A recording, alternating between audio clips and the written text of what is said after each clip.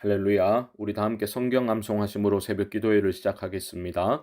그들이 사도의 가르침을 받아 서로 교제하고 떡을 떼며 오로지 기도하기를 힘쓰니라.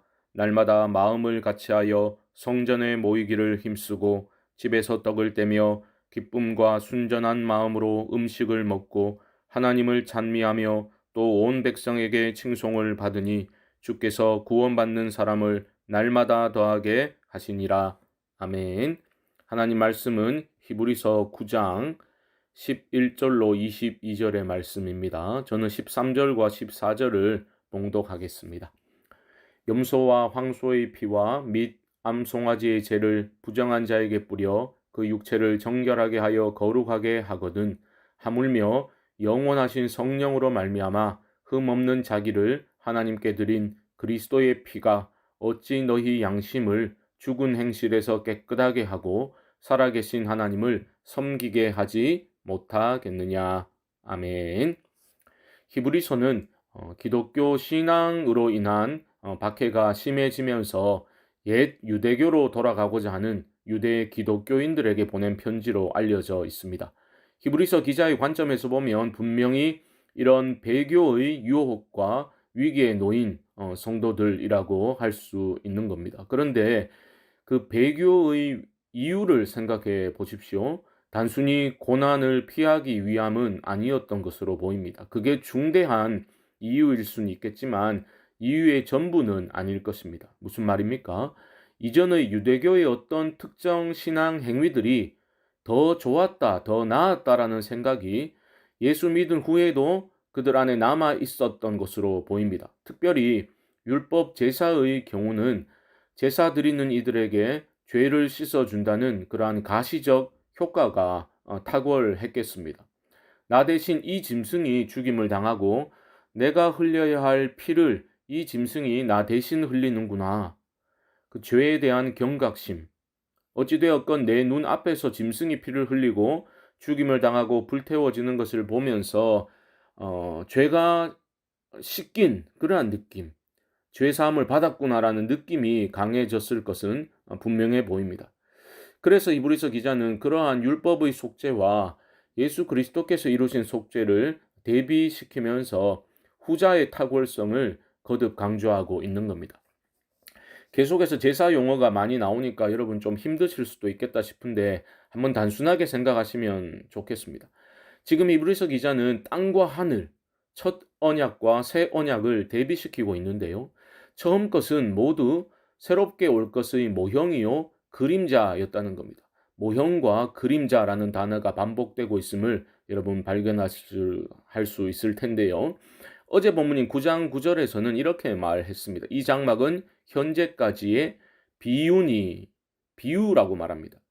땅의 장막, 그 성막 안에서 이루어진 모든 것은 장차 오실 영원한 대제사장 예수 그리스도를 가리키는 모형과 그림자와 비유일 뿐이다라는 거죠.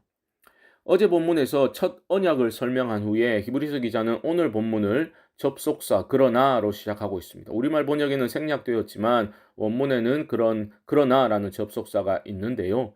11절은 이렇게 되는 겁니다. 그러나 그리스도께서는 장래 좋은 일의 대제사장으로 오사 손으로 짓지 아니한 것 곧 이 창조에 속하지 아니한 더 크고 온전한 장막으로 말미암아 염소와 송아지의 피로 하지 아니하고 오직 자기의 피로 영원한 속죄를 이루사 단번에 성소에 들어가셨느니라.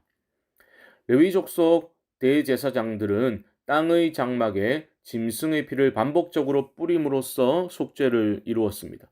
하지만 예수 그리스도는 자신의 피로 영원한 속죄, 반복될 필요가 전혀 없는 영원한 속죄를 단번에 이루시고 영원하고 온전한 장막에 들어가셨다라고 말하고 있습니다. 그러면서 제물의 차이를 대비하고 있는데요. 13절 보시면 염소와 황소의 피와 및 암송아지의 죄를 부정한 자에게 뿌려 그 육체를 정결하게 하여 거룩하게 하거든.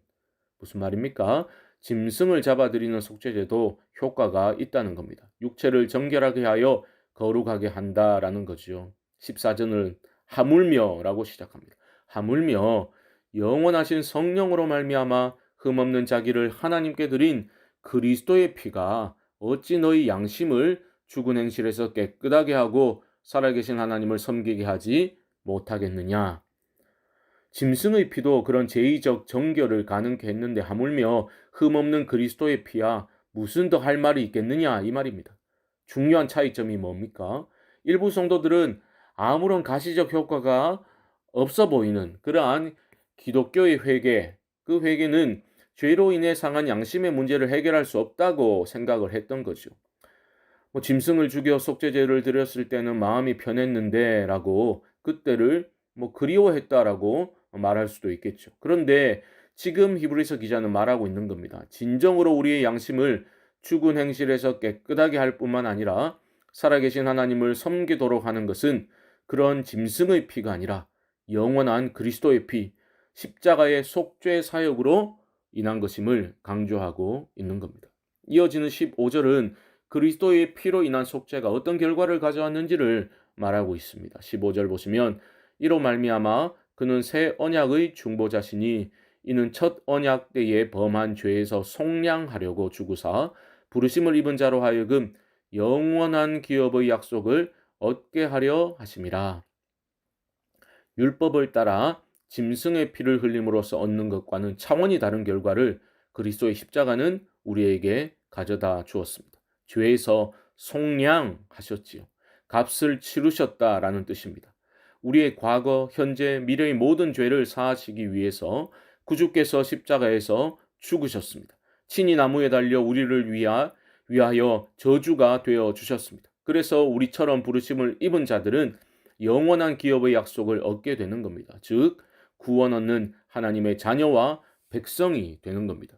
이어지는 16절 이하에서 히브리서 기자는 이 새 언약의 사건을 유언에 빗대어 설명하고 있는데요. 사실 원 단어는 동일합니다. 이것이 언약으로도 번역 가능하고 유언으로도 번역 가능한 거지요. 개역 개정에서는 유언으로 번역을 했는데요. 전하고자 하는 메시지는 분명합니다. 죽어야 효력을 발생한다는 겁니다. 그리스도께서 십자가에 달려 피 흘려 죽으심으로 우리가 정결케 되었다는 것이지요. 마지막 22절 하반절은 이렇게 말합니다. 피 흘림이 없은즉 사함이 없느니라. 현대인들은 예전보다 더 고상하게 신앙생활하고 싶어하는 것 같습니다. 그래서 보혈이니 속죄니 그러한 단어를 별로 좋아하지 않습니다. 피 흘리는 것, 구주의 십자가 보혈, 좀 과하게 표현하자면 야만스럽다고 생각할 때가 있습니다. 큰 오해입니다. 기독교는 피의 종교입니다. 죽어야 사는 종교가 기독교입니다. 놀라운 것은 생명 주시기 위해 신이 피 흘려 죽으셨다는 겁니다. 인간이 되셨을 뿐만 아니라 죄도 없으시고 흠도 없으신 하나님의 독생자께서 우리 죄를 대신 짊어지시고 저주가 되어주시고 아낌없이 피와 물을 쏟으심으로 우리에게 생명을 주셨다라는 것이 기독교의 핵심입니다. 십자가를 건너뛰고 부활의 영광이니 충만한 은혜니 말하는 것은 어불성설입니다. 이 하루 구주의 십자가 보혈의 은혜를 깊이 묵상하시고 크게 감사 찬양하실 수 있게 되기를 주님의 이름으로 간절히 축원드립니다. 합심으로 기도하겠습니다. 예수 그리스도의 십자가 보혈의 은혜를 깊이 묵상하고 감사 찬양하는 이 하루의 삶이 되게 하옵소서. 목요일은 교회와 가정을 위해서 기도합니다. 우리 교회가 복음의 능력을 회복케 하여 주시고 성경적 교회로 건강하게 세워져 나가게 하옵시고 우리 각 가정이 믿음의 가정 되게 하여 주옵소서. 코로나로 어려움을 겪고 있는 분들을 위로해 주시고 포스트 코로나 시대를 우리 교회가 지혜롭게 믿음으로 준비할 수 있도록 하나님 도와 주옵소서. 이외에도 개인적인 기도의 제목과 성령께서 주신 감동을 쫓아 우리 주님의 이름을 한번 부르고 기도를 시작하겠습니다. 주여